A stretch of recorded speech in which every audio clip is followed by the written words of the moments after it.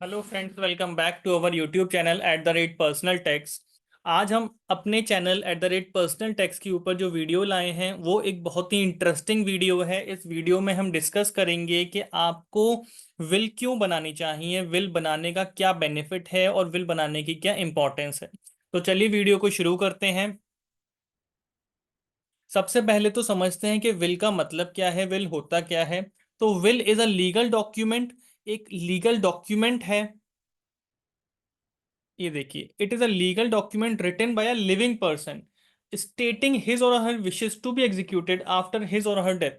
तो यहाँ पर एक लिविंग पर्सन लिखता है अपनी विल में कि भाई वो अपनी प्रॉपर्टी के लिए, अपनी असेट्स का क्या करना चाहता है आफ्टर हिज डेथ और her death. Will is a complex task since the person writing the will would not be living to explain the meaning of his or her intentions। तो ये एक बहुत ही नेचुरल सी चीज है कि विल एग्जीक्यूट उसकी death के बाद होती है, जब वो खुद नहीं होता। और पता हम ये कह नहीं सकते कि भाई उसने जो लिखा था वो क्या इंटेंशन थी।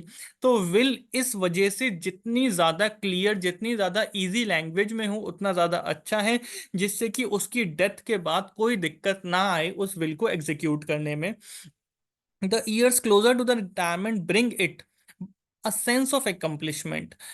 For a senior citizen, it is an ideal time for them to think about their legacy and their assets as a responsibility that can be effectively addressed by making a will।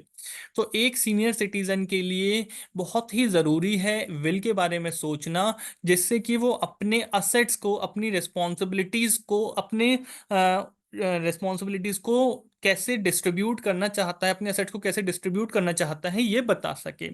In some cases senior citizens might also want to appoint guardians for their dependent if needed, and appoint an executor to manage the asset after their death. The legal consequences that could result from not having a valid will are particularly significant for senior individuals as well as their families।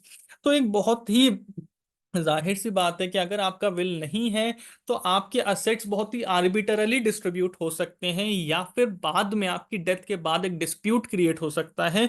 तो इसीलिए will create करना, will बनाना बहुत ज़रूरी है। हमने यहाँ पर एक एग्जाम्पल के थ्रू समझना चाहा है। एक मिस्टर वी हैं जो कि 79 ईयर ओल्ड हैं। उनके दो बच्चे हैं और तीन ग्रैंड चिल्ड्रन हैं। He has one house, he owns 20 acres land, has saving and investment, and receives a pension. Mr. V also suffers from few ailments which he seeks medical help frequently. His finances are managed by himself independently। वो खुद ही अपने सारे finances को manage करते हैं। In case of Mr. V without a will, his wealth may be transferred to family member that might not be his intended beneficiaries, possibly members who has familiar differences with। तो कहते हैं कि भाई उनकी death के बाद अगर उन्होंने विल नहीं बनाई हुई होगी तो उनके असेट्स ऐसे ही आर्बिटरली डिस्ट्रीब्यूट हो जाएंगे, जिनको वो चाहते भी नहीं थे उनको भी मिल जाएंगे। This can result in family disputes and delay in distribution of assets. In another instance, if a senior has dependents such as minor child, disabled family member, in the absence of will, a court may designate a guardian that may not be in accordance with the senior's wishes।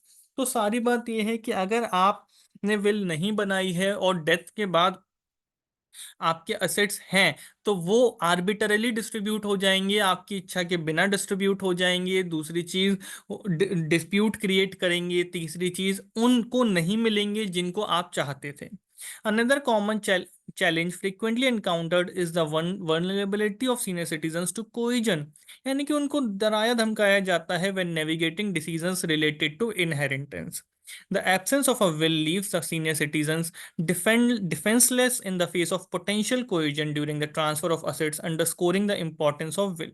तो इसीलिए कहते हैं कि भाई आप will बना दीजिए, otherwise डरा धमका करके कुछ लोग असेट्स को अपने नाम में करा लेते हैं। Those in need of healthcare directives should create living will and appoint healthcare personnel to make medical decisions and ensure proper care। Mr. V is suffering from an illness. With the help of a will, he can ensure his wishes regarding medical treatment and end of life treatment, if any, are legally binding। यानी कि वो एक will बना करके क्या कर सकते हैं, ये डिसाइड कर सकते हैं कि भाई जब तक मैं हूं ये पैसा मेरे ऊपर खर्च किया जाए, मेरी हेल्थ के ऊपर खर्च किया जाए, और मेरे बाद इसको कैसे डिस्ट्रीब्यूट किया जाए आगे। रीजन क्या है, बेनिफिट क्या है विल के।